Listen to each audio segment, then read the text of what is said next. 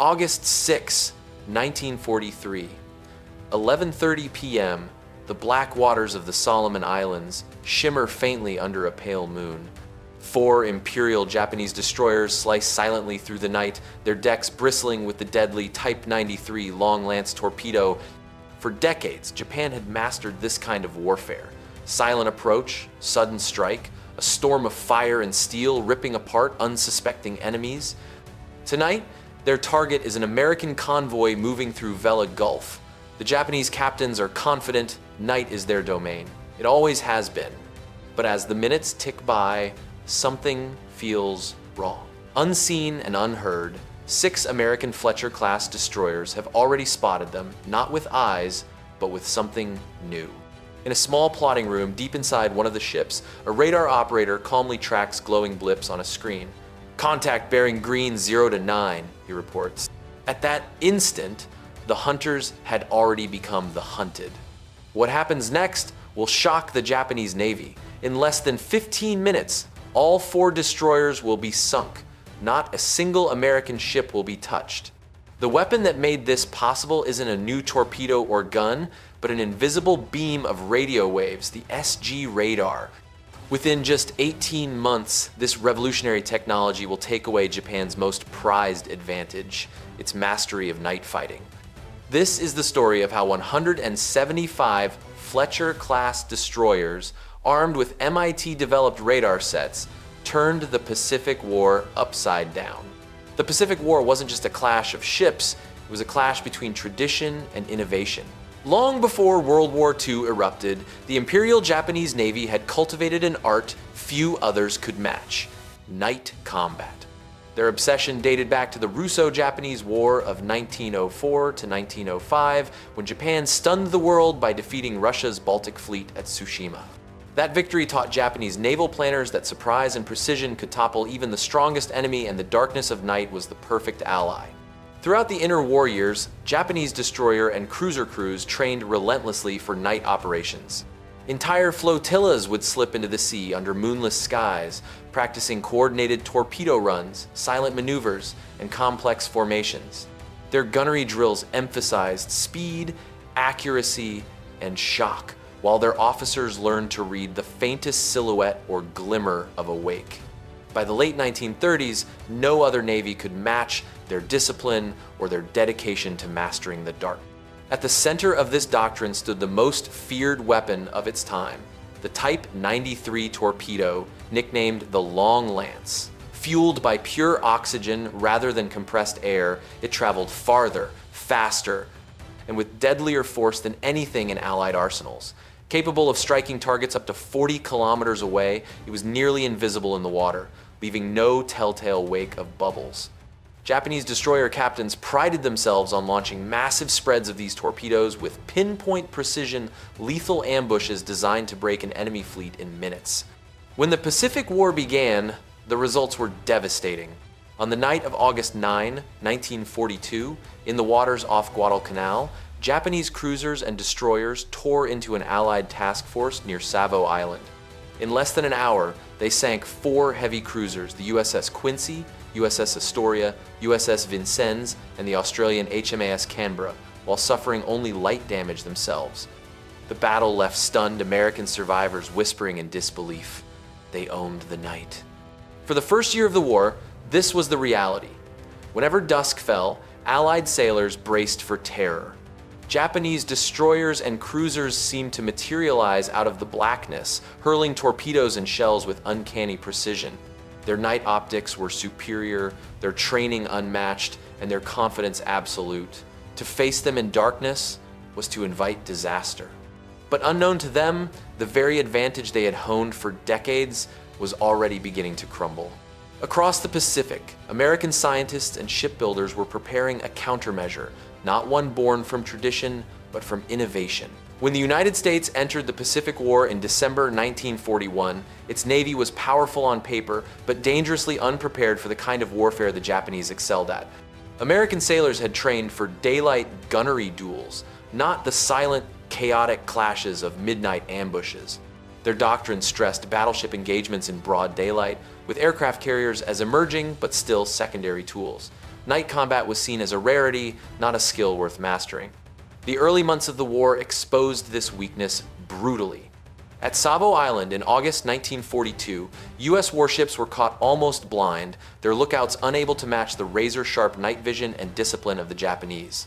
Survivors recalled how Japanese shells and torpedoes erupted from the darkness before they ever saw a silhouette. The shock ran deep through the American fleet, confidence shattered, morale shaken, and questions mounting about how to fight an enemy who seemed to disappear with the setting sun. Technology, at first, offered little help. The Navy's early radar systems, like the CXAM, were bulky, unreliable, and often misunderstood by commanders who still trusted their eyes more than glowing screens. Even when radar did pick up contacts, plotting them onto paper and making sense of the data in time for battle proved overwhelming. Miscommunication between radar operators and bridge officers sometimes turned potential advantages into disasters.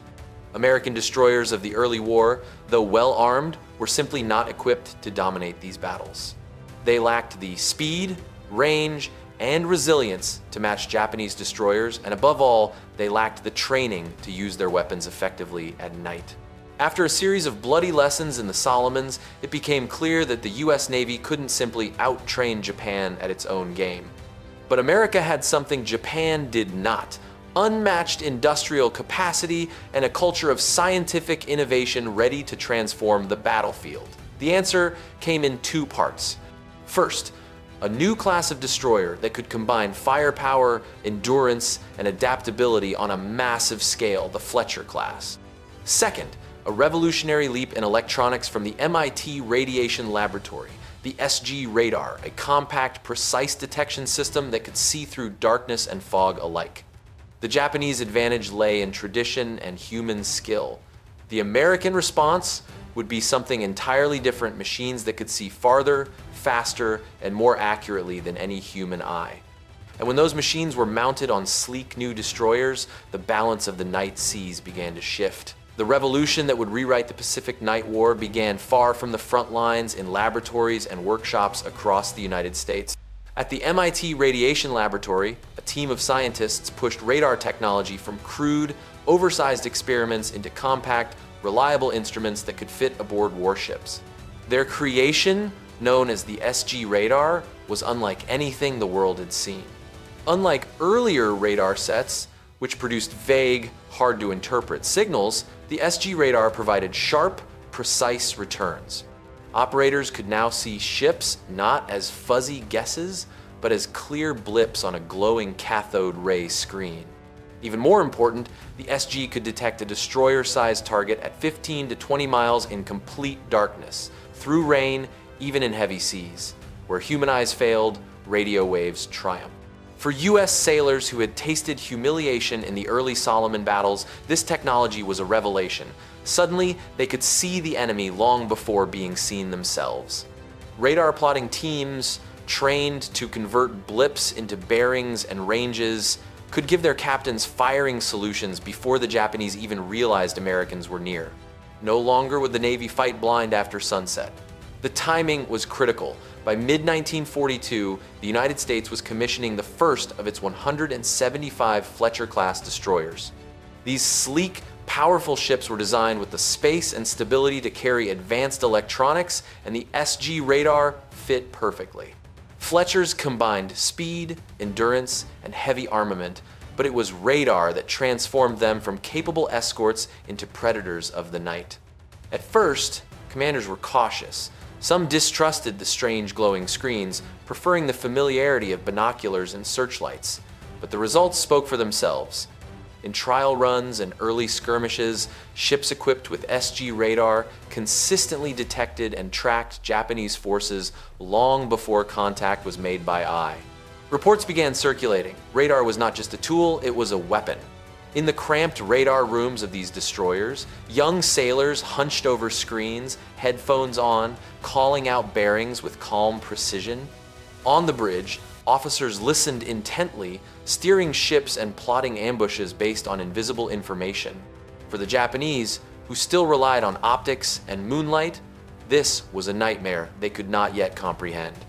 The stage was now set. With radar in their hands, American destroyer captains were ready to test the new technology in the ultimate proving ground, the brutal night battles of the Solomon Islands. What followed would mark the death of Japan's night-fighting supremacy and the birth of electronic warfare as the decisive factor in naval combat. The Solomon Islands campaign in late 1942 was the first real test for America's radar destroyers. At Guadalcanal, both sides clashed repeatedly under the cover of darkness. At first, the results were mixed. Radar-equipped American ships sometimes gained the advantage, spotting Japanese forces before visual contact. But confusion and inexperience often turned these advantages into chaos. Commanders still hesitated to trust the strange green screens, and radar reports sometimes clashed with the instincts of officers trained to fight by sight. Still, each night's engagement taught lessons. American sailors began to grasp the power they held. While losses were heavy, especially in the early battles, the seeds of change were sown. The US Navy was slowly learning to fight the Japanese on their own terms and to beat them at it. By August 6, 1943, those lessons came to fruition in the waters of Vela Gulf.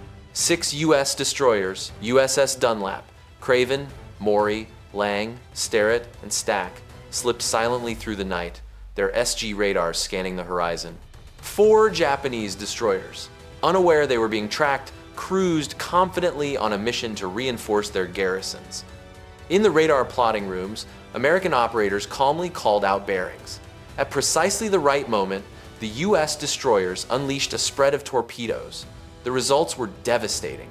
All 4 Japanese ships were hit to sinking almost instantly. The others left burning wrecks. Not a single American ship was touched. The victory was total.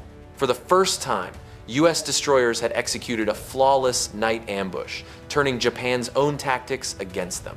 Word spread quickly through the fleet. Radar had broken the myth of Japanese invincibility in the dark. A few months later, on November 25, 1943, radar would deliver its most decisive verdict at the Battle of Cape St. George. 5 American destroyers under the legendary Commander Arleigh Burke intercepted a Japanese destroyer squadron evacuating troops from Buka Island. Guided entirely by radar, Burke's force shadowed the Japanese undetected, maneuvering into perfect attack position. When the Americans struck, they did so with lethal precision. 3 Japanese destroyers were sunk, 1 crippled, and 1 escaped, but once again, not a single American ship was lost. Naval historians would later call Cape St. George a near-perfect surface action. For Japan, it was a nightmare. Their elite night fighters had been hunted and destroyed by enemies they never even saw. These battles proved what the technology had promised. Radar, wielded by skilled crews aboard Fletcher-class destroyers, had transformed the Pacific Night War. In less than a year, Japan's decades of mastery had been overturned, not by superior tradition, but by invisible waves sweeping silently through the darkness. For the Imperial Japanese Navy, the defeats at Vela Gulf and Cape St. George were more than tactical setbacks. They were the unraveling of a doctrine nurtured for decades. Japan had poured years of training, resources, and pride into its night-fighting supremacy. Their officers believed that superior optics, discipline, and the unmatched Type 93 torpedo gave them an edge that no opponent could overcome. But radar had rewritten the rules of combat in a way they could not match. One of the clearest voices to recognize this was Commander Tameichi Hara, a seasoned destroyer captain and one of the few to survive the entire war. In his memoirs, Hara admitted that radar changed everything. The tactics Japan had perfected, approaching unseen, launching torpedoes under cover of darkness, and slipping away were rendered useless the moment Americans could track them at ranges far beyond visual sight. In his words, it was as though the Japanese had lost the night. The statistics told the same grim story. By 1944, American destroyers were achieving kill ratios approaching 12 to 1-inch night action. The very waters where Japan had once struck fear into Allied sailors now became graveyards for their own ships. Japanese captains, once confident predators, now entered night operations with dread, knowing they could be detected and attacked before they even glimpsed an enemy silhouette. Japan tried to respond. Engineers rushed to develop their own radar sets, but their equipment lagged far behind American designs. Early Japanese radar was bulky, unreliable, and produced far less accurate results. Worse, Japan's strained industrial base could never match the United States' ability to mass-produce advanced electronics. By war's end, the Americans had deployed over 1,000 SG radar sets, while Japanese ships remained largely blind. The collapse of doctrine was not just technological, it was psychological. Japanese destroyer crews, who had once trained with unshakable confidence in their skills, now faced battles where they felt hunted and helpless. The night, once their trusted ally, had turned against them. And with it, the Japanese Navy's ability to dictate the tempo of the Pacific War faded away.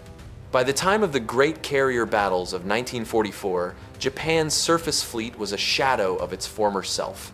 Radar had stripped away their most dangerous advantage, leaving them vulnerable to the relentless tide of American firepower and industry. By the end of 1943, the Pacific Night Seas no longer belonged to Japan.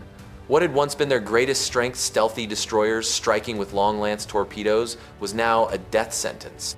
Radar had flipped the balance completely. For American sailors, the nightmare of Savo Island was replaced by confidence. For Japanese captains, each night patrol felt like walking into an ambush they could not escape. The lesson was unmistakable. In modern war, technology could shatter tradition. No amount of training or warrior spirit could overcome an enemy who could see you before you ever saw him. The SG radar, born in the labs of MIT and carried into battle by Fletcher-class destroyers, had changed naval combat forever. And yet, this was only the beginning. The same principle, using electronics to replace the human eye, would soon dominate warfare. Radar-guided fighter intercepts in the skies, directed artillery on the ground, and shielded fleets from kamikaze attacks. The Pacific proved that battles were no longer decided solely by courage and seamanship, but by those who controlled information in the dark. The Fletcher-class destroyers themselves became legends, fast, durable, and versatile. They served not only through World War II, but also in Korea, Vietnam, and even into the Cold War. Many were transferred to Allied navies, carrying radar's revolution far beyond the Pacific. For decades, they remained a symbol of America's ability to blend firepower with innovation. For Japan, the legacy was bitter. Their proud night-fighting doctrine, perfected since the Russo-Japanese War, had been dismantled in just 18 months. Commander Hara's words still echo. Radar had taken away the night. It was no longer a realm of ambush and stealth, but a domain of detection and precision. In the end, the Pacific Night War revealed a truth that extends far beyond those dark waters. The future belongs not to those who fight hardest, but to those who innovate fastest. Tradition may inspire, but technology decides. And in World War II, it was a glowing radar screen inside a Fletcher-class destroyer that ensured the United States would never again be blind in the dark. The night once belonged to Japan. After 1943, it belonged to radar.